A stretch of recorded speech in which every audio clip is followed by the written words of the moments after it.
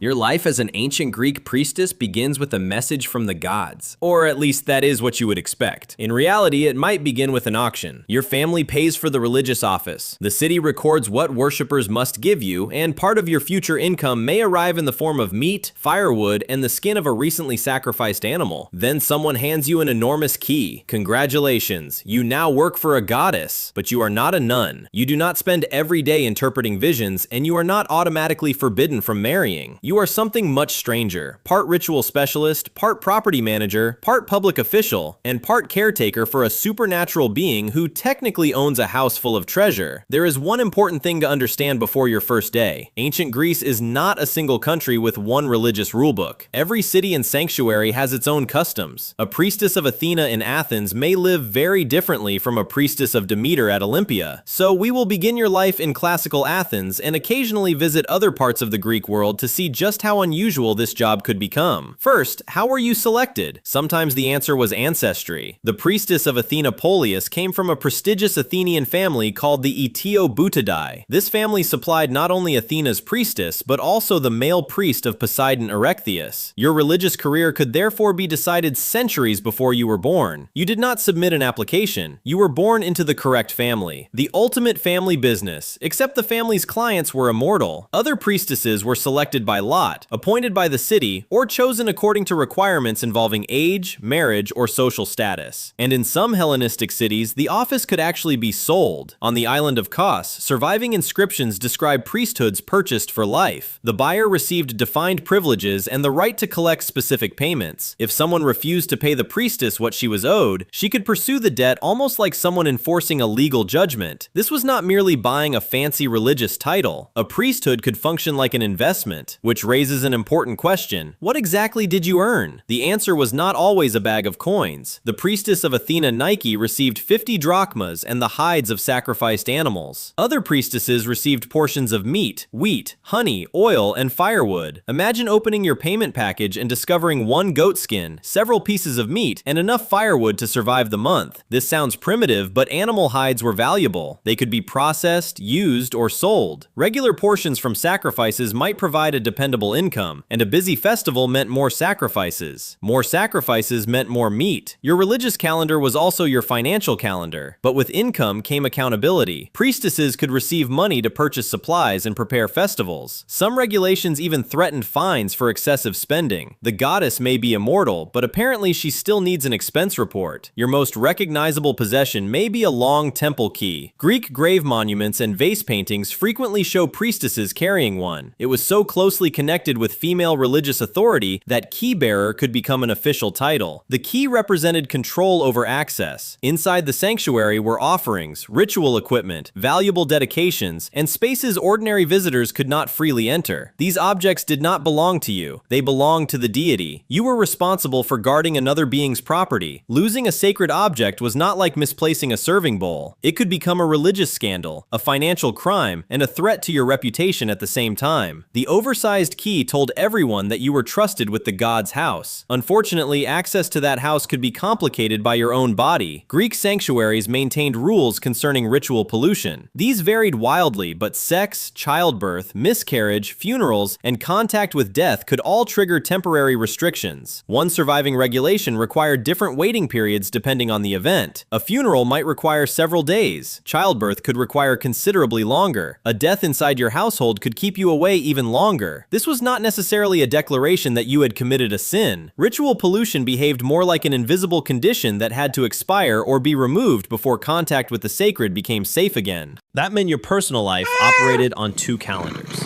the ordinary civic calendar and the sanctuary's purity calendar. A death at home could interfere with your public duties. So could childbirth. So could sexual activity at the wrong time. Your goddess did not control your entire private life, but she had extremely specific scheduling requirements. For some women, this was not a temporary assignment. Lysimachie became priestess of Athena Polius at approximately 24 years old and held the office for 64 years. During her career, Athens endured war, plague, political upheaval, and eventual defeat by Sparta. Leaders changed. Governments changed. Entire generations grew old. Lysimachie remained. By the end of her life, she was not simply a woman performing ceremonies. She was a living connection to decades of Athenian memory. She received a portrait statue on the Acropolis. Even one of her elderly assistants, a woman named Cited, was commemorated with a statue.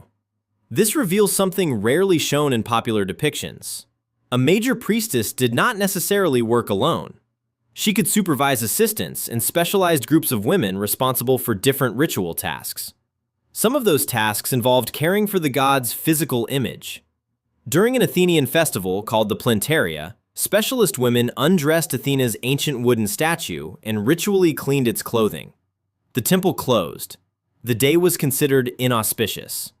For a brief period, Athena's image had been stripped of its ornaments, and the city behaved as though its divine protector were unavailable. Important activities were avoided because Athens was, symbolically, without Athena's protection. All because the goddess was having her clothes cleaned. Even divine armor apparently has a laundry day. But to the Athenians, this was not a silly domestic chore. Washing, dressing, guarding, and concealing the image maintained the relationship between the city and its patron goddess. Your position could also place you where most women were rarely seen, at the center of public life. At Olympia, the priestess of Demeter Shamin watched the Olympic Games from a seat on a white marble altar opposite the judges. She was not hiding among the spectators. Her presence was official and highly visible. While most people remember the ancient Olympics as an entirely male world, one priestess occupied one of the most conspicuous positions in the stadium. Thousands could see her, and everyone understood why she was there. Religion could give a woman public visibility that ordinary social life often restricted. Religious authority might even give a priestess room to resist political pressure. After the controversial Athenian general Alcibiades was accused of mocking the sacred Eleusinian mysteries, priests and priestesses were reportedly ordered to curse him. One priestess, Theano, refused. Her explanation was simple. She had become a priestess to pray and bless, not to curse. Whether the story was polished over time or happened exactly as later writers described it, the Greeks preserved an extraordinary image. A woman using the moral definition of her office to refuse an order from the city. The government could condemn Alcibiades. It could not force Theano to redefine what she believed a priestess was supposed to do. But the strangest moment in your career may come at night. Two young girls called the Erephoroi live near Athena's temple on the Acropolis. At the end of their service, you place covered objects on their heads. They carry these objects down through a natural underground passage. At the bottom, they leave them behind, collect something else that is also concealed, and return to the Acropolis. What was inside? You do not know. According to the ancient writer Pausanias, neither the girls nor the priestess giving them the objects knew what they contained. This ritual was not built around revealing a secret. It was built around preserving one. Your authority came from performing the correct action without demanding to understand everything behind it. You knew the route. You knew the participants. You knew the exact sequence of events. But the package remained hidden, even from you. So your life as an ancient Greek priestess is probably nothing like the peaceful, mystical existence people imagine. You may inherit the office, win it by lot, or purchase it. You manage money and sacred property.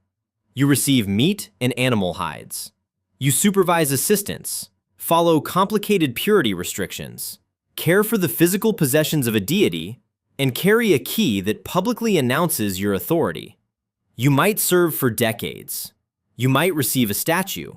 You might sit opposite the judges at the Olympic Games. And one night, you might send two children into an underground passage carrying something that no living person is permitted to identify. The strangest part of the job is not that you speak for the gods. It is that sometimes you do not know any more than everyone else. You simply possess the key. Which part of this life would be hardest? The purity rules, the financial responsibility, or being handed a sacred package you were forbidden to open? Tell me below and subscribe for more forgotten details from everyday life in the ancient world.